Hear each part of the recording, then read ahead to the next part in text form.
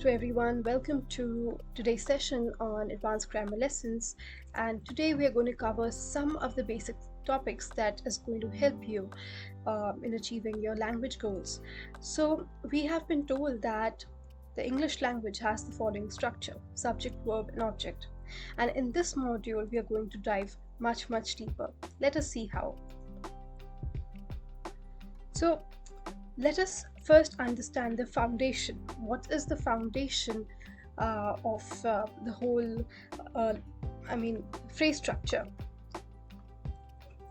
We've been told that there's a subject and there's an object,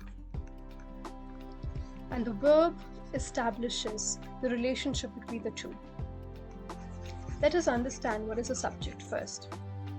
To clarify and to just end the matter once and for all, a subject is the performer of the action.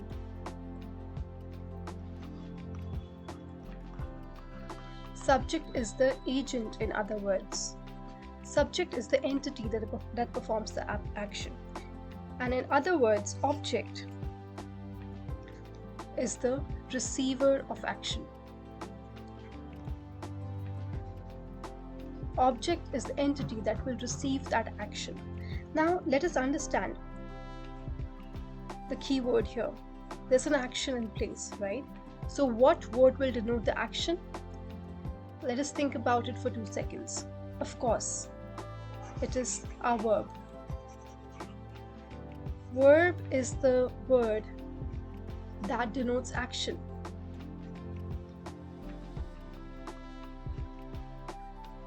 And we've been told, just for the sake of understanding, that English language has SVO structure. Now, it is not necessary that every sentence will have the structure.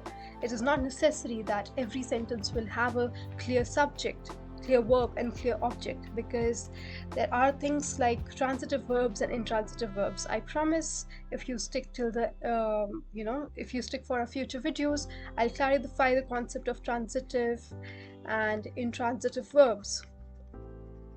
And there's a concept called active and passive voice, where the rules of the subject verb object changes. However, for most of our purposes, subject verb object is a structure that we need to be aware of. Now let us move on with today's session.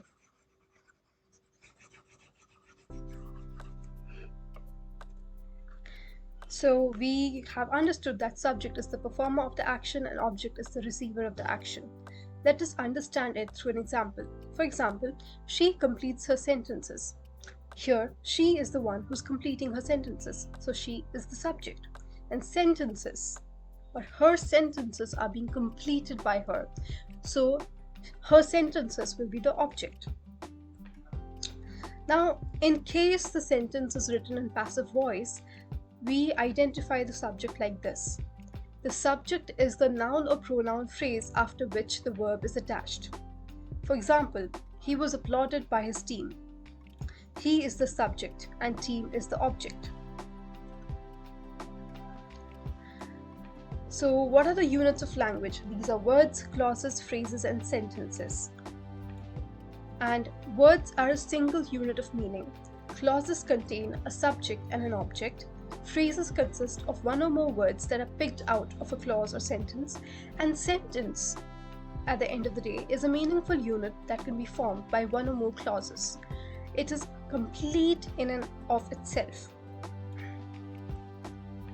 Now let us take examples of each of these units of language. Let's take example for clause. Madhuri plays cricket really well. In this sentence, Madhuri is the subject as she is the performer of the action and cricket is the object, right? So we can see here very clearly that Madhuri is the subject and cricket is the object. And hence, this sentence is complete because it has subject, verb, object. Clause has to satisfy this criteria. Now let us break clause into phrases. Madhuri plays cricket really well. Now we can see in the sentence that Madhuri is clearly a noun, right? So Madhuri becomes the noun phrase.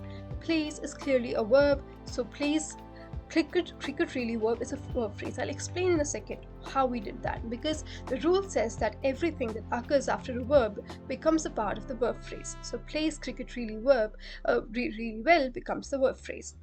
Then cricket, we know, of course, is the object, and we know that both the subject and the object will be in the nominal case, or they'll be nouns. So both of them, Madhuri and cricket, are noun phrases. Really well. Now this is interesting, isn't it? So if we notice, really is an adverb here, right? So really becomes an adverb, and anything that occurs after this adverb is a part of an adverbial phrase. So really well is an adverbial phrase. I hope this is clear. So let us understand, what do noun phrases mean? Nouns can refer to persons, places, things, and abstract concepts. Simply speaking, it names objects and phenomena. Now, in a sentence, nouns are doers or receivers of action. In other words, they are also subjects or objects. For example, in the sentence, Rohan plays badminton. Rohan is the performer of the action, and badminton is the receiver of the action. Right? We have understood what noun is. Now, anything that accompanies noun, anything that modifies noun, as we shall see later in future lectures, is a part of noun phrase. Noun phrase will be any meaningful unit of the sentence that has a noun. And noun phrases help us understand how noun works in a sentence. So it helps us to simplify the rules around nouns, and what are the rules around noun usage, rather than doing complex analysis of what is an article, what is a possessive pronoun, what is an interrogative. If we understand sentences in terms of noun phrases, the rules become much easier to us. For example, in the following sentence, the librarian meets the reader. The librarian is a noun phrase.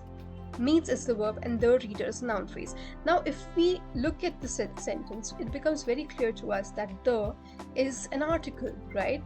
So, and we have classified the librarian as a noun phrase, which means that noun occupies the primary position in the language structure. This is one rule that we need to learn if we are going to internalize the phrase structures of the language, which will basically help us simplify how we learn language. Because if we learn the algorithm behind how language works, it essentially becomes simpler, very simple for us.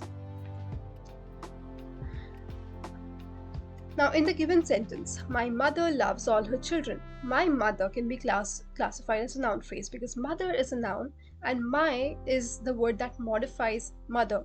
So my is of course a possessive pronoun, but we are not classifying it as possessive pronoun, then noun. We're just classifying as my mother. You see how it becomes so simple? The determiner my modifies mother directly. Similarly, children is a noun and all her modifies children. Hence, all her children is another noun phrase, right? So as we see that her is of course a possessive pronoun, and all can be classified as an adjective, right? So this is all a part of noun phrase. So we place certain words at the center of sentences. I repeat, we place certain words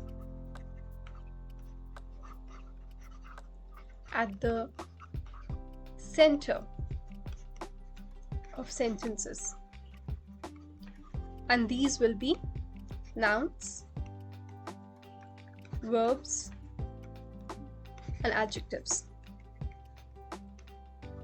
We'll see later why. Okay, when we study concepts of lexical categories, which is an expansive concept, and it requires some attention in detail, we'll learn why these words occupy the center stage when we are studying the phrase structure of language. What we are studying right now is phrase structures, and what it does is it simplifies the algorithm of language. That is what it does. Moving on, We divide sentences into phrases for convenience. It helps us understand the structures of language better. Okay, so phrase structures are there to help us understand the language better and understand the rules better. Now, understanding the verb phrases, verbs are the words that denote action of any kind. It acts as a link between subject and object. In any given sentence, the verb and phrases that occur after the verb qualify as verb phrase. We saw that already, right? Now, for example, in the given sentence, he plays very good cricket. Plays is the verb, hence plays very good cricket is the verb phrase because everything else is occurring after plays, right? Now, just so that you are very clear on the concept, these are the exercises, and I recommend that you do it on your own to identify noun phrases and verb phrases in the given sentence. First one is, Madhuri completes her homework. Second is, my teacher awarded me with a good grade. Third is, I understand English very well. Fourth is, I speak English very well. And fifth is, he authored a good book. Let us know in the comment section what you got out of it, and what parts of sentences you identified as noun, what part of sentences you identified as verb, what parts of sentences you identified as noun phrases and verb phrases.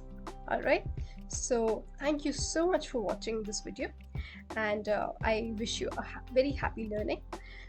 So that's the end of it. We'll meet next time with more. Thank you. Bye bye.